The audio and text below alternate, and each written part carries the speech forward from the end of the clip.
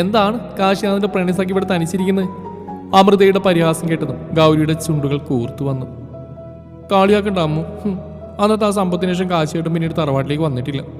എന്തോ കേസന്വേഷണത്തിന്റെ ഭാഗമായിട്ട് മുമ്പിലേക്ക് പോയിരിക്കുക. ഇനി എന്നാണാവ് വരിക? എൻ്റെ ഗൗരി, നീ ഇത് ഏത് കാലത്തെ ജീവിക്കുന്നത്? നിനക്കത് കാശിയുടെ മൊബൈൽ നമ്പർ അറിയില്ലേ? ഒന്ന് വിളിച്ചു നോക്ക്. ആട്ടെ, എത്ര ദിവസമായി കാശിയേട്ടൻ പോയിട്ട്? അത് പിന്നെ ഇന്നത്തേക്ക് ഒരു മാസം ആവാറായി. ഋഷിയേട്ടനും കൂടെ പോയിട്ടുണ്ടെന്നാ തറവാട്ടിൽ നിന്ന് കിട്ടിയ വിവരം. അത് പിന്നെ അങ്ങനെയാണല്ലോ, ഈനാമ്പേച്ചിക്ക് മരപ്പെട്ടി കൂട്ടുന്ന പോലെയാണല്ലോ അയാള്. ദേ, എൻ്റെ കാശിയേട്ടൻ വരെ പറഞ്ഞാലുണ്ടല്ലോ. ഗൗരിയോൺ കലിപ്പ്. ഓ പിന്നെ അവിടെ കാശിയേട്ടൻ പറഞ്ഞപ്പോഴേക്കും അവൾക്ക് കൊണ്ടു. ഒന്ന് പോയടി. എടി, ആദ്യം പ്രേമിക്കുന്ന ആളാണെങ്കിൽ തൻ്റെ പ്രാണനാഥനെന്ന് വിളിക്കണം, അല്ലാതെ ഇവിടെ കിടന്ന് മോങ്ങിയല്ല വേണ്ടത്. അതിന് ഗൗരി അമ്മുവിനെ നോക്കി മനോഹരമായി പുഞ്ചിരിച്ചു. ഞാനും എൻ്റെ കാശിനാഥനും തമ്മിൽ അങ്ങനെ മൊബൈൽ കൂടി സംസാരിക്കേണ്ട ഒരു ബന്ധമല്ലത്. ഞങ്ങൾ പരസ്പരം സംസാരിക്കുന്നില്ലെങ്കിൽ കൂടി ഞങ്ങൾ ഇരുവരും ഓരോ സെക്കൻഡും പരസ്പരം അറിയുന്നുണ്ട്. ശരീരങ്ങൾ മാത്രമാണ് അകലെ, മനസ്സുകൾ ഇപ്പോഴും തൊട്ടടുത്ത് തന്നെയാണ്. ഹോ, ഇവളോട് പറഞ്ഞ എന്നെ വേണം തല്ല. ഈ സൈക്കോളജി എന്നോട് പറഞ്ഞു വേറെ ആരോട് പറയാൻ നിൽക്കണ്ട. എന്തേ തമ്പുരാട്ടി വീട്ടിലേക്ക് തിരിച്ചിരുന്നില്ലേ? എണീറ്റ് നേരെ ഒരുപാടായി. അതോ ഇനി ഇവിടെ പ്രകൃതി രമണീയത കണ്ട് ഇവിടെ തന്നെ കിടന്നുറങ്ങുകയാണ് ചെയ്യുന്നത്? അങ്ങനെയൊന്നും എൻ്റെ അമ്മുക്കുട്ടി, വാ നമുക്ക് പോവാം. അമൃത ഗൗരിയെ തറവാട്ടിലേക്ക് തിരിച്ച് അവിടെ വീട്ടിലേക്ക് പോയി. വീട്ടിലേക്ക് അടുക്കും തോറും ഗൗരിക്ക് തൻ്റെ ഹൃദയം വല്ലാതെ മിടിക്കുന്ന പോലെ തോന്നി.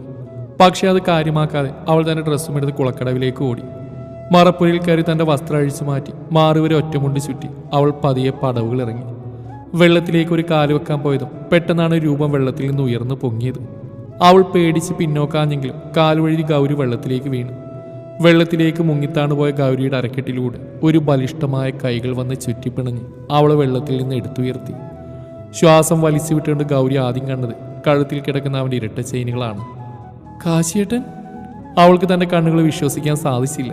സത്യമാണോ അതോ മിഥ്യയോ? ഗൗരി ഒന്നുകൂടെ കണ്ണുകൾ ഇറുകിയടച്ച് തുറന്നു നോക്കി. അവിടെ തന്നെ നോക്കി കള്ളച്ചിരിയോടെ നിൽക്കുന്ന കാശിയെ കണ്ടതും അവളുടെ മുഖം ചുവന്ന് തുടുത്തു. അവൻ്റെ ഇടതൂർന്ന കൺപീലികളിൽ നിന്നും വെള്ളം മീശയിലേക്ക് വീഴുന്നു. അവൻ ചിരിക്കുമ്പോൾ ആ നുണക്കുഴിയുടെ ആഴങ്ങളിലേക്കും അവൾ കണ്ണെടുക്കാതെ ഉറ്റുനോക്കി. അവൻ്റെ സ്വർണ്ണവർണ്ണമാർന്ന നിറത്തിൽ അവൻ്റെ ശരീരത്തിലെ വെള്ളത്തുള്ളികൾ വജ്രത്തെ പോലെ വെട്ടിത്തിളങ്ങി. കാശി അവളിലേക്ക് ഒന്നുകൂടി അവളെ ചേർത്ത് പിടിച്ചപ്പോഴാണ് ഗൗരി സ്വഭാവത്തിലേക്ക് വന്നത്. അവൾ അവൻ്റെ കൈകൾ കിടന്ന് കുതിരാൻ തുടങ്ങി. അവൻ്റെ ശക്തിക്ക് മുമ്പിൽ അവൾക്ക് തോൽവി സമ്മതിക്കേണ്ടി വന്നു. തൻ്റെ മീശത്തുമ്പ് കടിച്ചു പിടിച്ച് അവനൊരു കള്ളച്ചിരിയാൽ അവളുടെ മുഖത്തേക്ക് നോക്കി. എന്തുകൊണ്ടോ അവൻ്റെ വശ്യമായ നോട്ട് അവൾക്ക് താങ്ങാവുന്നതിൽ അപ്പുറമായിരുന്നു. നാണം കൊണ്ട് അവളുടെ മുഖമാകെ ചുവന്ന് തുടുത്തു. അവൾക്ക് അവൻ്റെ മുഖത്തേക്ക് നോക്കാൻ നാണം തോന്നി. അവൾ താഴേക്ക് നോക്കി നിന്നു. അവളുടെ ചെവിക്കിടയിലേക്ക് അവൻ തൻ്റെ ചുണ്ടുകൾ ചേർത്ത് വെച്ച് പതിയെ അവളോട് പറഞ്ഞു, ഗൗരി, എന്നെ നോക്ക്. അവളുടെ ചെവിയോരം വന്ന് അവൻ പറയുമ്പോൾ അവൻ്റെ ചുണ്ടുകൾ അവളുടെ കാതിൽ പതിയെ തലോടി കടന്നുപോയി. അവൻ്റെ പ്രവൃത്തിയിൽ അവളുടെ ദേഹത്താകുന്ന കുളിരി കൊണ്ട് അവളൊന്ന് പുളഞ്ഞുപോയി. അവൾ പതിയെ അവളുടെ മുഖമുയർത്തി അവനെ നോക്കിയതും അവൻ്റെ കണ്ണുകളുടെ ആഴങ്ങളിൽ അവൾ ആഴ്ന്നിറങ്ങിപ്പോയിരുന്നു. തൻ്റെ മുമ്പിൽ നിൽക്കുന്ന ഗൗരിയെ കാണുകയായിരുന്നു ആ സമയം കാശി. മുഖമെല്ലാം ചുവന്ന് തുടുത്തിട്ടുണ്ട്. അവളുടെ ശരീരത്തിൽ പറ്റിച്ചേർന്നിരിക്കുന്ന വെള്ളത്തുള്ളിയോട് അവൻ അസൂയ തോന്നി. അതെല്ലാം തൻ്റെ ചുണ്ടുകളാൽ നുണഞ്ഞെടുക്കാൻ അവൻ എന്തെന്നില്ലാത്ത ആഗ്രഹം തോന്നി. കാശി ഒട്ടും അമാദിക്കാതെ അവളുടെ കഴുത്തിടുക്കിലേക്ക് അവൻ്റെ മുഖം പൂത്തി. കാശിയേട്ടാ. വെള്ളത്തിൽ നിന്ന് ഗൗരി അറിയാതെ താനെ ഉയർന്നു പൊങ്ങിപ്പോയി. അപ്പോൾ തന്നെ കാശി അവളെ തൻ്റെ ഇടുപ്പിലേക്ക് അവളെ ചേർത്തിരുത്തി. രണ്ടുപേരുടെയും ശരീരങ്ങൾ മറ്റെന്തൊക്കെയോ ആഗ്രഹിക്കുന്ന പോലെ അവർക്ക് തോന്നി. ഇതുവരെയും അറിയാത്ത പ്രണയത്തിൻ്റെ മറ്റൊരു തലത്തിലേക്ക് അവർ ഇരുവരും പോയിക്കൊണ്ടിരുന്നു. അവനെ എതിർക്കാൻ എന്തുകൊണ്ടോ ഗൗരിക്ക് തോന്നിയില്ല. അതുമല്ലെങ്കിൽ ഗൗരി അതിനെക്കുറിച്ച് ആലോചിച്ചില്ല എന്ന് പറയുന്നതായിരിക്കും സത്യം. കാശി നൽകുന്ന അവൻ്റെ ചുണ്ടുകളുടെ മാസ്മരികതയിൽ ഗൗരി ലയിച്ചുപോയി. അവളുടെ കഴുത്തിൽ നിന്ന് അവൻ്റെ കൈകൾ അവളുടെ മാറിലേക്ക് ഇഴഞ്ഞിറങ്ങിയിരുന്നു. എപ്പോഴോ മാറിലെ മേൽക്കച്ച അഴിഞ്ഞു വീണത് ഗൗരി അറിഞ്ഞില്ല. എന്തോ പറയാൻ ഒരുങ്ങുമ്പോഴേക്കും അവളുടെ ഇളം റോസ് ചുണ്ടുകളെ അവൻ്റെ നാവിനാൽ ബന്ധിച്ചിരുന്നു. കാശിയുടെ വന്യത ഗൗരിക്ക് താങ്ങാവുന്നതിൽ അപ്പുറമായിരുന്നു. ചുണ്ടുകൾ കടന്ന് അവൻ്റെ ചുംബനം നാവിലേക്ക് വഴിമാറി. നാഗങ്ങളെപ്പോലെ ഇരുവരുടെയും നാവുകൾ കെട്ടുപിണഞ്ഞു. ഒടുവിൽ രക്തത്തിൻ്റെ ചുവറിഞ്ഞപ്പോഴാണ് കാശി അവളെ മോചിപ്പിച്ചത്. അവൾ ആഞ്ഞ് ശ്വാസം വലിക്കുന്ന നേരം കൊണ്ട് തന്നെ കാശി അവളുടെ മാറിലേക്ക് തൻ്റെ മുഖം പൂഴ്ത്തിയിരുന്നു. ഗൗരിയുടെ കണ്ണുകൾ താനെ കൂമ്പി അടഞ്ഞു. അവൻ തൻ്റെ മാറി നിൽക്കുന്ന സുഖത്തിൽ അവൾ അറിയാതെ ലയിച്ചു പോയി. അവൻ്റെ കൈകൾ പരിധി ലംഘിച്ചതും അതുവരെ കണ്ണുകൾ അടച്ചെന്ന ഗൗരി ഞൊടിയിടയിൽ കണ്ണുകൾ വലിച്ചു തുറന്നു. കാശിയുടെ കൈകളിൽ പിടിച്ച് തടസ്സം തീർത്തു. രസച്ചരട് മുറിഞ്ഞ ദേഷ്യത്തിൽ അവൻ ഗൗരിയെ നോക്കിയതും അവളുടെ ദയനീയമായ മുഖം കണ്ടതും അവൻ പതിയെ കണ്ണുകൾ അടച്ച് കുറച്ചു നേരം അങ്ങനെ നിന്നു. ഗൗരി തൻ്റെ ശരീരത്തിലേക്ക് അപ്പോഴാണ് നോക്കുന്നത്. തൻ്റെ ശരീരത്തിലൊരു വസ്ത്രമില്ലെന്ന കാര്യം അപ്പോഴാണ് അവൾ ശ്രദ്ധിച്ചത്. വെപ്രാളത്തോടെ അവൾ അവൻ്റെ ശരീരത്തിൽ നിന്ന് പിടഞ്ഞു മാറാൻ ശ്രമിച്ചത്. അതിനനുവദിക്കാതെ അവളുടെ മുഖത്തേക്ക് നോക്കിക്കൊണ്ട് തന്നെ കാശി അവളെ തന്നിലേക്ക് കൂടുതൽ ചേർത്ത് നിർത്തി. അവളുടെ മാറിടങ്ങൾ അവൻ്റെ നെഞ്ചിൽ വന്ന് തട്ടിയതും അവൾക്ക് നന്നായി വേദനിച്ചു. ഗൗരി പ്ലീസ്, ഇങ്ങനത്തെ സൗണ്ട് ഉണ്ടാക്കില്ലേ. എനിക്ക് എന്നെ തന്നെ കൺട്രോൾ ചെയ്യാൻ സാധിക്കുന്നില്ല. അവൻ്റെ വശ്യമായ സംസാരം കേട്ടതും അവളുടെ മുഖമാകെ ചുവന്ന് തുടുത്തു. അവൾ അവനെ ചുണ്ടുകൂർപ്പിച്ച് കണ്ണുരുട്ടി കാശിയെ നോക്കി. കാശിയിട്ട് എന്നെ വിട്ടു, ആരെങ്കിലും വന്നാ? പരിഭ്രമത്തോടെ കുളക്കടവിൻ്റെ വാതിലേക്ക് നോക്കി അവനോട് പറഞ്ഞു. ആരും വരില്ല, നിന്നെ ഞാൻ ഇപ്പോഴെങ്കിലും വിടുകയില്ല. അവൾ ദയനീയമായിട്ട് അവനെ നോക്കി. അവൻ്റെ ചുണ്ടിൽ അപ്പോൾ ഒരു കുസൃതിച്ചിരി വിരിഞ്ഞിരുന്നു. അവൾക്കൊന്ന് ആലോചിക്കാൻ സമയം കൊടുക്കുന്നതിന് മുന്നേ തന്നെ അവൻ അവളെയും കൊണ്ട് കുളത്തിൻ്റെ അടിത്തട്ടിലേക്ക് ഊളിയിട്ടിരുന്നു. തിരിച്ചുയർന്നു പൊങ്ങുന്ന സമയം കൊണ്ട് അവൻ ഗൗരിയുടെ അരഞ്ഞാണം തൻ്റെ കൈക്കുള്ളിലാക്കി. ഗൗരി ഞെട്ടിക്കൊണ്ട് അവനെ നോക്കിയതും അവൻ അവളുടെ ചെവിയിൽ സ്വകാര്യമായി പറഞ്ഞു. ഞാൻ കാണാത്ത അവിടെ മറ്റൊന്നും ഇപ്പം തൽക്കാലത്തേക്ക് വേണ്ട. അതും പറഞ്ഞ് അവൻ അവളെ തന്നിൽ നിന്ന് അകറ്റി നിർത്തിയത് ഗൗരി കുളത്തിൽ മാറുവരെ മുങ്ങി നിന്നു. കാശിയൊന്ന് കുളത്തിൻ്റെ ചുറ്റും നോക്കിയതും കണ്ടു അവിടെ മേൽക്കച്ച കെട്ടിയ മുണ്ട് വെള്ളത്തിൽ ഒഴുകി നടക്കുന്നു. അവൻ പതിയെ നീന്തി ആ മുണ്ട് കൈക്കലാക്കി ഗൗരിയുടെ അടുത്തേക്ക് തിരിച്ചു നീന്തി അവൾക്ക് നന്നായി പുതപ്പിച്ചു കൊടുത്തു. അവൻ മുണ്ട് പുതപ്പിച്ചു കൊടുക്കുമ്പോഴും ഗൗരി താഴോട്ട് തന്നെ നോക്കി നിൽക്കുകയായിരുന്നു. തൻ്റെ ചൂണ്ടുവിരലിനാൽ ഗൗരിയുടെ മുഖം ഉയർത്തി കാശി. ഗൗരി, നീ എൻ്റേതാ, ഈ കാശിനാഥൻ്റെ പാതി. ഒരിക്കലും എൻ്റെ മുമ്പിൽ തലകുനിച്ച് നിൽക്കരുത്. എൻ്റെ പ്രണയവും വന്യതയും കാമവുമെല്ലാം പൂർണ്ണതയിൽ സ്വീകരിക്കേണ്ടവളാണ് നീ. കാശിനാഥനില്ലാതെ ഗൗരിയില്ല, അതുപോലെ ഗൗരിയില്ലാതെ കാശിനാഥനും. അവൻ രണ്ട് കൈകൾ കൊണ്ട് അവളുടെ മുഖം പിടിച്ചുയർത്തി നെറ്റിയിൽ അവൻ്റെ ചുണ്ടുകൾ ചേർത്തു. അവളെ നോക്കിയൊന്ന് ചിരിച്ച് അവളുടെ മറുപടി കാത്തു നിൽക്കാതെ കാശി പടിക്കെട്ടുകൾ കയറി കുളക്കടവിൽ നിന്ന് പുറത്തിറങ്ങി. London. Good morning Arvind. Very good morning Sekharan Thampi. കുറേ ആയാലൂടാ ഇങ്ങോട്ടേ കണ്ടിട്ട്. എന്താ ഇപ്പോൾ പതിവില്ലാതെ ഈ വഴിക്കൊക്കെ? തനിക്കല്ലേ ഒട്ടും നേരമില്ലാത്തത്. ഇപ്പോൾ ലണ്ടനിലെ നമ്പർ 1 ബിസിനസ്മാനല്ലേ താൻ? ആര് പറഞ്ഞു തമ്പി നുണക്കതെല്ലാം തന്നോട്? അല്ല, അതൊക്കെ അവിടെ ഇരിക്കട്ടെ. പതിവില്ലാതെ ഓഫീസിലേക്ക് ഒരു കാര്യമില്ലാതെ ശേഖരൻ തമ്പി ഇങ്ങോട്ട് വരില്ലെന്ന് എനിക്കറിയാം. അത് താൻ പറഞ്ഞത് ശരിയാണ് അരവിന്ദ്. നമ്മളിപ്പോൾ ബിസിനസ് പാർട്ട്ണറൊക്കെ അല്ലേ. അപ്പോൾ എന്തുകൊണ്ട് നമ്മൾക്ക് കുടുംബപരമായിട്ട് ഈ ബന്ധം ഒന്നുകൂടി ഊട്ടി ഉറപ്പിക്കാമെന്ന് ഞാൻ കരുതി. അയാൾ തൻ്റെ കുശാഗ്രബുദ്ധിയോടെ അരവിന്ദിനെ നോക്കിക്കൊണ്ട് പറഞ്ഞു. മനസ്സിലായില്ല? എടോ, അത് ഇത്ര മനസ്സിലാക്കാൻ എന്തുണ്ട്? തൻ്റെ ഇളയമകൾ ഗൗരിയും എൻ്റെ ഇളയമകൻ ദീപക്കുമായിട്ടുള്ള വിവാഹം. ദീപക്കിനെ താൻ ഇതുവരെ കണ്ടിട്ടില്ലല്ലോ. അവൻ പുറത്തുണ്ട്, ഞാനിപ്പോൾ വിളിക്കാം. മോനെ ദീപക്. അരവിന്ദിന് തിരിച്ച് സംസാരിക്കാനൊരു സമയം കൊടുക്കാതെ തമ്പി വേഗം ചെന്ന് ദീപകിനെ വിളിച്ച് കൂട്ടിക്കൊണ്ടുവന്നു. ഒത്ത ഉയരവും അതിനൊത്ത നിറമുള്ളൊരു യുവാവ്. ഒറ്റ നോട്ടത്തിൽ ആർക്കായാലും ഇഷ്ടം തോന്നും. Hi uncle, I am Deepak Dev. Hello. കുറച്ചേരം കൂടി സംസാരിച്ചതിന് ശേഷമാണ് തമ്പിയും ദീപക് ഇറങ്ങാൻ ഒരുങ്ങിയത്. എന്തായാലും താൻ ആലോചിച്ചൊരു മറുപടി തരും അരവിന്ദ്. ഞങ്ങൾക്ക് എന്തായാലും ഗൗരിമോളെ ഇഷ്ടമാണ്. ദീപമോനും കണ്ടിട്ടുണ്ട് അവിടെ ഒരു വട്ടം. ആ തമ്പി, തനിക്കറിയാലോ, ഞാനെല്ലാം എൻ്റെ ഭാര്യയായിട്ട് സംസാരിച്ചിട്ട് മാത്രമേ തീരുമാനം എടുക്കാറുള്ളൂ. അതുപോലെ തന്നെ ഗൗരിമോള്, അവൾ കുഞ്ഞല്ലേ, ഇപ്പോൾ ഡിഗ്രിക്ക് പഠിക്കുക. പിന്നെ വിവാഹം എന്ന് പറയുന്നത് അവളുടെ ജീവിതത്തിൽ പ്രധാനപ്പെട്ട കാര്യമാണല്ലോ. അതുകൊണ്ട് ഞാൻ എല്ലാവരുമായിട്ടും സംസാരിക്കട്ടെ, എന്നിട്ട് തനിക്ക് മറുപടി തരാം. അരവിന്ദ് അങ്ങനെ പറഞ്ഞു. തമ്പിയുടെ മുഖമൊന്ന് മാറി. എങ്കിലും അത് പുറത്താണിക്കാതെ അയാൾ ചിരിച്ചുകൊണ്ട് അരവിന്ദിനോട് പറഞ്ഞു. ഓ ആയിക്കോട്ടെ, അങ്ങനെ ചെയ്യുക തന്നെ വേണം. കുട്ടികളുടെ ഇഷ്ടമാണല്ലോ നമുക്ക് വേണ്ടത്. എന്തായാലും താനും സംസാരിക്കുക. പോസിറ്റീവ് മറുപടി എന്നാ ഞങ്ങളുടെ പ്രതീക്ഷ. എന്നാൽ യാത്ര പറയുന്നില്ല, ഇറങ്ങട്ടെ കേട്ടോ. അത് പറഞ്ഞ് തമ്പിയും മോനും പുറത്തേക്ക് ഇറങ്ങിപ്പോയി. അവർ പോകുന്ന നോക്കി അരവിന്ദ് അല്പനേരം നിന്ന ശേഷം തിരിച്ചെൻ്റെ വർക്കിലേക്ക് തിരിഞ്ഞു. പപ്പ, ആ കിളവൻ സമ്മതിക്കാൻ തോന്നുന്നുണ്ടോ? പിന്നെ സമ്മതിക്കാണ്ട് 1-2 കോടികളുടെ ആസ്തിയാ ആ ഗൗരിയുടെ പേരിൽ. അതങ്ങനെ വിട്ടിടാൻ ഞാൻ എന്തായാലും ഉദ്ദേശിച്ചിട്ടില്ല. അതുകൊണ്ടാണ് മുടിയനായ പുത്ര നിന്നോട് ഞാൻ പറഞ്ഞു, നിന്റെ ദുശീലങ്ങളൊക്കെ മാറ്റി വെച്ച് നല്ല വെള്ള ചമഞ്ഞ് കുറച്ചേരം നിൽക്കാൻ. ആ അത് ഞാൻ അങ്ങനെയൊക്കെ നിന്നോളാം. ദീപു അലസമായി പറഞ്ഞു. അല്ല പപ്പ എന്താ പറഞ്ഞു? ഞാൻ ആ പെൺകുട്ടി ഒരു വട്ടം കണ്ടിട്ടുണ്ടെന്ന്. ഞാൻ അവൾ ഒരു വട്ടം പോലും കണ്ടിട്ട് പോലുമില്ല. അതെനിക്കറിയാലോ, അതുകൊണ്ടാ ഞാൻ അവിടെ ഒരു ഫോട്ടോ സംഘടിപ്പിച്ച്. നോക്ക്, ഇതാ പെൺകുട്ടി. ഗൗരിയുടെ ഫോട്ടോ കണ്ടതും ദീപകിന്റെ കണ്ണുകളൊന്ന് വിടർന്നു. അവന്റെ കണ്ണുകൾ അവളുടെ ശരീരമായി പൊത്തി വലിക്കും പോലെ ഒഴിഞ്ഞു നോക്കി. What a sexy girl.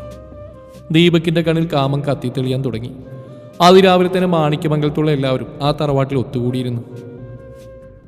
മുത്തശ്ശിനെ ഞങ്ങളെല്ലാവരും വിളിപ്പിച്ച്. അത് പിന്നെ കുട്ടികളെ, ഞാൻ ഇന്നലെ നമ്മുടെ കാശിയുടെയും ഗൗരിയുടെയും ജാതകം നോക്കിപ്പിച്ചിരുന്നു. അപ്പോൾ പണിക്കര് പറഞ്ഞ് എത്രയും പെട്ടെന്ന് ഇവിടെ വിവാഹം നടത്തണമെന്നാ. പക്ഷെ അരവിന്ദങ്ങൾ രണ്ടിൽ നിന്ന് വരണ്ട്, എന്നിട്ടല്ലേ നിങ്ങൾ കാര്യങ്ങൾ തീരുമാനിക്കാൻ പറ്റുള്ളൂ. നീ പറഞ്ഞത് ശരിയാ അജിമോനെ. ഇന്നലെ അരവിന്ദനായിട്ട് ഫോണിൽ കൂടി സംസാരിച്ചിരുന്നു. അവന് താല്പര്യക്കുറവൊന്നുമില്ല. പിന്നെ കുട്ടിക്ക് അവിടുന്ന് ആലോചന വന്നു എന്നൊക്കെ അവൻ പറഞ്ഞു.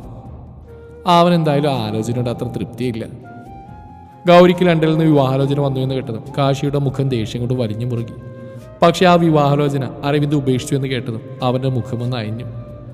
മറ്റെന്ന അരവിന്ദ് ഇങ്ങോട്ട് തിരിക്കുന്നുണ്ടെന്നാ പറഞ്ഞ് നമുക്ക് കാര്യങ്ങൾ വേഗത്തിലാക്കാം. അപ്പോൾ മുത്തശ്ശി പറഞ്ഞു വരുന്നത് വിവാഹം 1 മാസത്തിനുള്ളിൽ നടത്താമെന്നാണോ? ആരോ ചോദിച്ചു. അല്ല ആരൂട്ടാ, ഒരാഴ്ചക്കുള്ളിൽ നടത്തണം. എന്ത്, ഒരാഴ്ചക്കുള്ളിലോ? ആരും ഇങ്ങനെ വെപ്രാളപ്പെടണ്ട. അതെ, ഒരാഴ്ചക്കുള്ളിൽ നടത്തണമെന്നാണ് തിരുമേനി പറഞ്ഞത്. കുട്ടികളുടെ ജാതകത്തിൽ എന്തൊക്കെയോ ദോഷമുണ്ട്. അവരെ എത്രയും പെട്ടെന്ന് ഈ വിവാഹം കഴിപ്പിക്കണമെന്നാണ് പണിക്കര് പറഞ്ഞത്. വിവാഹം കഴിഞ്ഞ അവരുടെ ജാതകത്തിലുള്ള ദോഷങ്ങൾക്ക് അവർ തന്നെ പരിഹാരം കണ്ടെത്തുമെന്നാണ് പ്രശ്നത്തിൽ കണ്ടത് പോലും. അല്ല മുത്തശ്ശി, ഇത്ര ഇടിപിടി എന്ന് പറയുമ്പോൾ എനിക്കെന്തോ അതുപോലെ ഗൗരി ഇപ്പോൾ പഠിക്കല്ലേ, പഠിപ്പ് കഴിഞ്ഞിട്ട് പറയും വിവാഹം. കാശി, അത് നീ പറഞ്ഞത് സത്യം. ഇപ്പോഴത്തെ കുട്ടികൾക്ക് ഇതിലൊന്നും വിശ്വാസമില്ലെന്ന് എനിക്കറിയാം. പക്ഷേ ഈ വയസ്സിയുടെ ആഗ്രഹം നിങ്ങൾ അതിന് തടസ്സം പറയരുത്. എനിക്ക് ഈ ജാതകത്തിലൊക്കെ ഭയങ്കര വിശ്വാസമാണ്. മുത്തശ്ശിയുടെ ആഗ്രഹം എൻ്റെ കുട്ടി സാധിച്ച് തരില്ലെന്നുണ്ടോ? അയ്യോ, അങ്ങനെയൊന്നുമല്ല മുത്തശ്ശി. ഇനി ഞാനായിട്ട് എതിര് പറയുന്നില്ല. എല്ലാം മുത്തശ്ശിയുടെ ഇഷ്ടംപോലെ ചെയ്തോളൂ. ഗൗരി മോളൊന്നും പറഞ്ഞില്ല. പെട്ടെന്ന് അങ്ങനെ മുത്തശ്ശി ചോദിച്ചപ്പോൾ ഗൗരി വല്ലാതെയായി. അവൾ എന്ത് മറുപടി പറയുന്നറിയാതെ അവളുടെ അമ്മ ജാനകിയെ നോക്കി. ജാനകി പുഞ്ചിരിച്ചുകൊണ്ട് കണ്ണടച്ച് കാണിച്ചു അവൾ ചിരിച്ചുകൊണ്ട് മുത്തശ്ശിയോട് പറഞ്ഞു, എല്ലാം മുത്തശ്ശിയുടെ ഇഷ്ടം പോലെ. അത് കേട്ടത് തറവാട്ടിലുള്ളവരുടെ എല്ലാം മുഖം തെളിഞ്ഞു. എന്നാൽ പിന്നെ എല്ലാ കാര്യങ്ങളും പെട്ടെന്ന് ആയിക്കോട്ടെ. ഇനി ആകെ ഒരാഴ്ചയുള്ള വിവാഹത്തിന്. അല്ലമ്മ, പെട്ടെന്ന് പറയുമ്പോൾ നമുക്ക് കുടുംബക്കാരെല്ലാം വിളിക്കണ്ടേ? ഇപ്പം ആരെയും അറിയിക്കേണ്ട. നമ്മൾ മാത്രമായിട്ട് തറവാട് ക്ഷേത്രത്തിൽ വെച്ച് ചെറിയ രീതിയിൽ താലിയിട്ട് അതിനുശേഷം ഗംഭീരമായിട്ട് ഒരു റിസപ്ഷൻ വയ്ക്കാം. എന്തു പറയുന്ന എല്ലാവരും? ഈ കുറഞ്ഞ സമയത്തിനുള്ളിൽ ഇതായിരിക്കും നല്ലതെന്ന് എനിക്ക് തോന്നി. ഇനിയെല്ലാം നിങ്ങളുടെ ഇഷ്ടം. മുത്തശ്ശി പറഞ്ഞാൽ ശരി, അതുപോലെ ചെയ്യാം. റിസപ്ഷന് നമുക്ക് ഫാമിലി ഉള്ളവരെയും ബിസിനസ്സിലുള്ള നമ്മുടെ പാർട്ട്നേഴ്സിനെയും പിന്നെ നമ്മുടെ കൊളീഗ്സിനൊക്കെ വിളിക്കാം. അതെ ചേട്ടാ, ചേട്ടൻ പറഞ്ഞതാണ് ശരി, അങ്ങനെ ചെയ്യാം. അജുവും പറഞ്ഞു. എന്നാൽ പിന്നെ ബാക്കി കാര്യങ്ങളൊക്കെ നിങ്ങൾ തീരുമാനിക്കുക, ഞാനൊന്ന് കിടക്കട്ടെ. അതും പറഞ്ഞ് മുത്തശ്ശി അകത്തേക്ക് പോയി. ബാക്കിയുള്ളവർ കല്യാണത്തിൻ്റെ ചർച്ചയിലേക്ക് തിരിഞ്ഞതും കാശിപതി അവിടെ നിന്ന് മുങ്ങി. ഗൗരി എന്തോ ആലോചിച്ചുകൊണ്ട് റൂമിലേക്ക് കയറിയതും പെട്ടെന്നാണ് അവളുടെ റൂമിൻ്റെ ഡോറടയുന്ന ശബ്ദം കേട്ടത്. തിരിഞ്ഞു നോക്കാതെ തന്നെ അവൾക്ക് അറിയാമായിരുന്നു വന്നത് തൻ്റെ പ്രാണനാണെന്ന്. അവൾ ഒന്നും മിണ്ടാതെ ജനറലുകളിൽ പിടിച്ച് പുറത്തേക്ക് നോക്കുന്നു. അവൻ അവളെ പുറകിൽ കൂടെ പുണർന്നു. പരസ്പരം ഒന്നും മിണ്ടിയില്ലെങ്കിലും രണ്ടുപേരുടെയും ഹൃദയങ്ങളും പരസ്പരം സംസാരിച്ചുകൊണ്ടേയിരുന്നു. ഒടുവിൽ ഇരുവരുടെയും മൗനത്തെ ഭേദിച്ചുകൊണ്ട് കാശി അവളോട് ചോദിച്ചു, ഗൗരി, നീ ഹാപ്പി അല്ലേ? അതെ കാശിയേട്ടാ, ഈ ലോകത്തിൽ വെച്ച് ഏറ്റവും ഭാഗ്യവതി ഞാൻ. ഇനി ഒരാഴ്ച കൂടി ഞാൻ കാത്തിരുന്ന എൻ്റെ പ്രണയത്തെ നേടാൻ.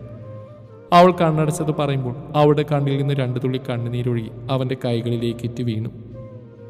അവളുടെ ചുടു കണ്ണുനീർ തൻ്റെ കൈകളിൽ വീണതും കാശി പെട്ടെന്ന് ഞെട്ടി. അവൻ അവളെ ഞൊടിയിൽ പിടിച്ച് തിരിച്ചു നിർത്തി. എന്താ ഗൗരി, എന്തിനാ നീ കരയുന്ന മോളെ? അവനൊരു പരിഭ്രമത്തോട് അവളോട് ചോദിച്ചു. അതിനവൾ ചിരിച്ചുകൊണ്ട് അവനോട് പറഞ്ഞു, ഇത് ആനന്ദാശുക്കള. ഒരിക്കലും കിട്ടില്ലെന്ന് കരുതി എൻ്റെ ജീവനല്ലേ എനിക്ക് തിരിച്ചിപ്പോൾ കിട്ടുന്നു. ഞാൻ ഒരിക്കലും പ്രതീക്ഷിച്ചിരുന്നില്ല കാശിയേട്ടൻ എൻ്റെ പാതിയായിട്ട് ഈ ജന്മനിക്ക് കിട്ടുമെന്ന്. ഇതെല്ലാം സത്യമല്ലേ കാശിയേട്ടാ? ഞാൻ സ്വപ്നം കാണില്ലല്ലോ. അവൾ വിശ്വാസം വരാതെ കാശിയോട് ചോദിച്ചു. അതിനവൻ കുറുമ്പ് നിറഞ്ഞ ചിരിയോട് അവളുടെ ഇടുപ്പിൽ പിടിച്ച് തന്നിലേക്ക് ചേർത്ത് നിർത്തി. അവൾക്കൊന്ന് ചിന്തിക്കാൻ സമയം കൊടുക്കുന്നതിന് മുന്നേ അവൻ അവളുടെ ചുണ്ടിലേക്ക് ആഴ്ന്നിറങ്ങിയിരുന്നു. ദീർഘമായ ചുംബനം ആദ്യം പതിയെ തുടങ്ങിയതാണെങ്കിലും പിന്നീട് അത് വന്യതയിലേക്ക് മാറി. കാശിയുടെ വന്യമായ ചുംബനത്തെ ഗൗരിക്ക് താങ്ങാവുന്നതിലും അപ്പുറമായിരുന്നു. അതിരങ്ങളിൽ നിന്ന് ചുംബനം അവളുടെ നാവിലേക്ക് ഇഴഞ്ഞു കയറി. ഇടയ്ക്കെപ്പോഴോ കണ്ണു തുറന്നു നോക്കി ഗൗരി കാണുന്നു കണ്ണടച്ച് തൻ്റെ ഇരുചുണ്ടുകളും നുകരുന്ന കാശിയെയാണ്. അവൾക്ക് അധിക നേരം അവനെ നോക്കി നിൽക്കാൻ സാധിച്ചില്ല. ശ്വാസം വില്ലനായതും അവൾ അവൻ്റെ പുറത്തടിക്കാൻ തുടങ്ങി. മനസ്സില്ലാ മനസ്സോടെ കാശി അവളെ തന്നിൽ നിന്നും വേർപ്പെടുത്തി. തളർന്നു പോയ ഗൗരി അവൻ്റെ നെഞ്ചിൽ കിടന്ന് തന്നെ ശ്വാസം ആഞ്ഞു വലിച്ചു. നിനക്കൊട്ടും സ്റ്റാമിനില്ല ഗൗരിക്കുട്ടിയെ. അവനൊരു കള്ളച്ചിരിയാൽ അവളുടെ കാതുകളിൽ മുഴിഞ്ഞു. അത്രയും നേരം അവൻ്റെ ചുംബനത്തിൻ്റെ ആലസ്യത്തിൽ തളർന്നു പോയ ഗൗരി അത് കേട്ടതും അവൻ്റെ നെഞ്ചിൽ പല്ലുകൾ ആഴ്ത്തി. വേദനയാൽ കാശിയുടെ മുഖമൊന്ന് ചുളിഞ്ഞു. അവൾ ചുണ്ടുകൂർപ്പിച്ച് അവനെ നോക്കി. നോക്കേണ്ട, വർഷത്തിന് ഇനിയും പറഞ്ഞ ഇനിയും കടിക്കും ഞാൻ. അവളൊരു കുറുമ്പോട് അവനോട് പറഞ്ഞു. വാഷളൻ? അതെടി വാഷളം തന്നെയാ. എൻ്റെ വാഷളത്തിന് നീ കാണാൻ കിടക്കുന്നേ ഉള്ളൂ. അവനവൻ്റെ മീശത്തുമ്പ് പിരിച്ച് കണ്ണിറുക്കിക്കൊണ്ട് അവളോട് പറഞ്ഞു. അവൻ്റെ നോട്ടം താങ്ങാൻ കഴിയാതെ കണ്ണുകൾ ഇറുക്കി അടച്ചു. അപ്പോഴേക്കും ഗൗരിയുടെ ഇരു കവിളുകളും ചുവന്ന് തുടുത്തിരുന്നു. ദിവസങ്ങൾ കടന്നുപോയിക്കൊണ്ടേയിരുന്നു. ഇനി 2 ദിവസം കൊണ്ട് അവരുടെ വിവാഹത്തിന്. ഇതിനിടയിൽ ഗൗരിയുടെ അച്ഛൻ അരവിന്ദ് നാട്ടിലേക്ക് വന്നു. ഇവിടെ നടന്ന എല്ലാ കാര്യങ്ങളും വിവാഹം ഉൾപ്പെടെ മുത്തശ്ശി അരവിന്ദിനോട് പറഞ്ഞു. എല്ലാം കേട്ട് കഴിയുമ്പോൾ അമ്മയെപ്പോലെ അച്ഛനും പ്രതികരിക്കുന്നതായിരുന്നു ഗൗരി കരുതിയത്. പക്ഷേ അവളുടെ ചിന്തകളെ മാറ്റിമറിച്ചുകൊണ്ട് അരവിന്ദ് ഗൗരിയെ തന്നിലേക്ക് കൂടുതൽ ചേർത്ത് നിർത്തി. തൻ്റെ മകൾ ഒരിക്കലും തെറ്റ് ചെയ്യില്ലെന്നും സാഹചര്യമാണ് അങ്ങനെ ഒരു അവസ്ഥയിൽ അവരെ ഇരുവരെ എത്തിച്ചെന്നും അയാൾ എല്ലാവരോടുമായി പറഞ്ഞു. തന്നെ മനസ്സിലാക്കുന്ന ഒരു അച്ഛനെ കിട്ടിയത് ഗൗരി ഈശ്വരന്മാരോട് നന്ദി പറഞ്ഞു. സന്തോഷം കൊണ്ട് അവളുടെ കണ്ണുകൾ നിറഞ്ഞൊഴുകി. പക്ഷേ ഈ സമയം ജാനകിയുടെ നെഞ്ചെന്ന് പിടഞ്ഞു. തൻ്റെ മകളെ അരവിന്ദ് മനസ്സിലാക്കിയതുപോലെ തനിക്ക് മനസ്സിലാക്കാൻ സാധിച്ചില്ലല്ലോ എന്നവർ മനസ്സാലെ അവരെ തന്നെ കുറ്റപ്പെടുത്തി. അമ്മയുടെ മനസ്സറിഞ്ഞ പോലെ ഗൗരി അമ്മയെ നോക്കി ഇരുകണ്ണുകളും ചിമ്മി മനോഹരമായി പുഞ്ചിരിച്ചു. അത്രയ്ക്കും മതിയായിരുന്നു ആ അമ്മയ്ക്കും. ദിവസങ്ങൾ പോയിക്കൊണ്ടേയിരുന്നു. ഇനി ആകെ 2 ദിവസം കൊണ്ട് വിവാഹത്തിന്. തറവാട്ടിലുള്ളവരെല്ലാവരും വിവാഹത്തിന്റെ ഒരുക്കത്തിലേക്ക് ഊളിയിട്ടു. ഓഫീസിൽ നിന്നെന്തോ വർക്ക് ചെയ്യായിരുന്ന കാശിയുടെ അടുത്തേക്കാണ് ഋഷി ഓടി വന്ന്. അവന്റെ മുഖത്തെ പരിഭ്രമം കണ്ടതും കാശിയുടെ മുഖം വല്ലാതെയായി. എന്താടാ, എന്തു പറ്റി? എടാ കാശി, അത് മനുഷ്യനെ ടെൻഷൻ എടുപ്പിയാതെ കാര്യം പറടാ. ഋഷി പറയുന്നത് കേട്ട് കാശി ഞെട്ടിത്തരിച്ചു പോയി.